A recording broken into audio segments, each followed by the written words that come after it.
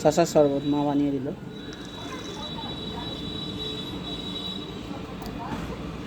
শশার জুস করে যে খাওয়া যায় সেটা জানতাম না। শরবত না, জুস। ভালো লাগছে, খারাপ লাগছে না। সবাই বাড়িতে ট্রাই করতে পারো, একবার খেয়েই দেখো এই গরমে। আজকে আবার এইসব নিয়ে বসেছে, এটা কি করবে? শশা কাটবে? শশা তো কাটবো, কিন্তু কাটলে তো খাবি না। তো ভাবছি এই শশাগুলো দিয়ে শশার জুস বানাবো। শশার আবার জুস হবে? হ্যাঁ, কেন হবে না? এত গরম পড়েছে, অনেক বাচ্চারা আছে শশা খেতে চায় না। তো এরকমভাবে শশার জুস বানিয়ে যদি বাচ্চাদেরকে দেওয়া হয়, তো বাচ্চা বড় সবাই খেতে পারবে শশার জুস। আর এটা খাওয়া এই গরমের দিনে পেট খুব ঠান্ডা থাকে, আর হজমও হয় ভালো। তাই? হ্যাঁ। তাহলে বানাও দেখি। দেখতে থাকো কিভাবে বানাচ্ছি শশার জুস। প্রথমে আমি শশাগুলোকে ধুয়ে নেব। নিয়েছি। এটা আমাদের গাছের পাতিলেবু। এখন এগুলো ধুয়ে নিচ্ছি।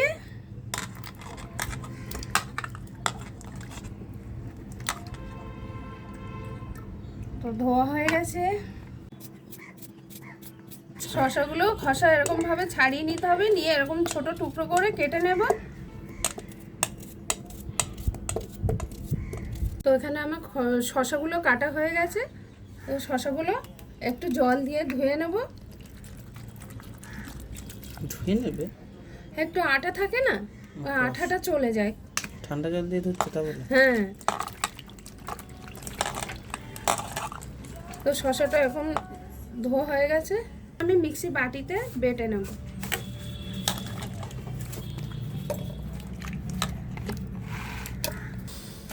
শশার একটা কষ থাকে, কাটার পরে শশা যদি ধোয়া হয় এই কষটা বার হয়ে যায়। এখানে আমি দিয়ে দিচ্ছি চিনি 2 চামচ। এখানে আমি দিয়ে দিচ্ছি বিট নুন। এখানে আমি দিয়ে দিচ্ছি চাট মশলা পরিমাণ মতো। এখানে আমি দিয়ে দিচ্ছি হাফ পাতিলেবুর রস।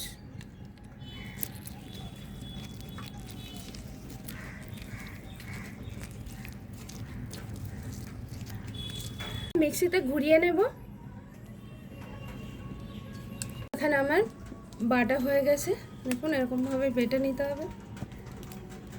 মিক্সিতে পিষে নিয়ে তারপরে এরকম ভাবে ছেঁকে নিতে হবে।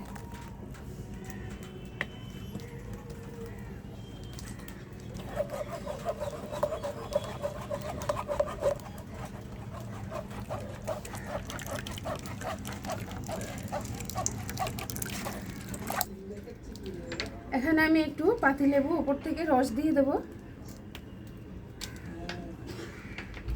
এটা পিষার সময় দিয়েছি, উপর থেকে আরও একটু দিয়ে দিচ্ছি।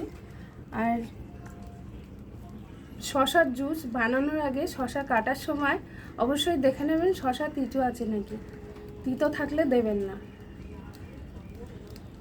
দিয়ে দিচ্ছি পরিমাণ মতন একটু ঠান্ডা জল।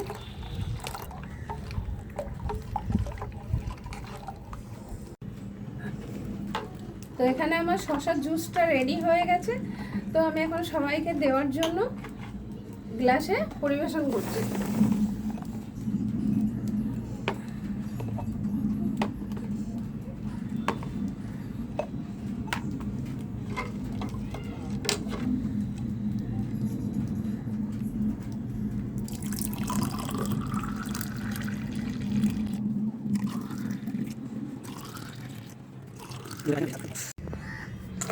তো এখানে আমি দিয়ে দিচ্ছি বরফ।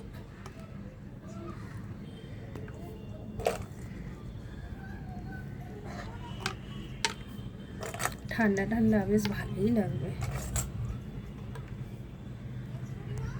তো এটা রেডি হয়ে গেছে, সবাইকে পরিবেশন করার জন্য নিয়ে যাচ্ছি। এখন শোনো, খেয়ে দেখতো কেমন হয়েছে।